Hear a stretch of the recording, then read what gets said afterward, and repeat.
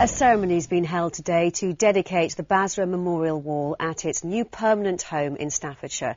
The monument, which was originally erected in Iraq, is a tribute to the British personnel who died there between 2003 and 2009. When I spoke to the Prime Minister, he told me why it was so important to have the wall rebuilt at the National Memorial Arboretum. This is a wall that was built in Basra. I was privileged to lay a wreath at it before it was brought to this country. It is right that there is this permanent memorial, and I think it's right that it's at the National Arboretum. Well, today's ceremony was attended by the leaders of the three main political parties, the armed forces and relatives and friends of the dead. Charlotte Cross was also there for British Forces News. 179 plaques on a wall.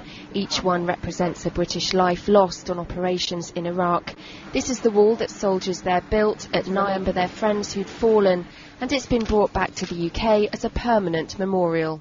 We built this wall in our sort of time off, coming back to Basra for sort of a bit of a recuperation. The guys did this at night. So they were very proud of what they did, and it's really good to see it back here today as well. Today, politicians, service chiefs and families gathered for a ceremony to rededicate the wall and pay tribute to those whose names it remembers. There were the official wreaths, and then families went up and laid their own tributes. Having seen it in the heat and dust of Iraq and see it now here in this green setting, at home as it were, home of all of those who fell, was remarkably poignant.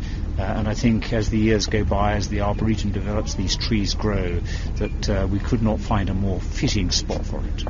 There's a strong feeling among the families of those who've died that this is the wall's rightful place, and despite the sorrow of the day, they're pleased it's been brought back. It's the closure of my book. 4.5 years, I've hardly cried, but today I just couldn't stop crying. I'm delighted.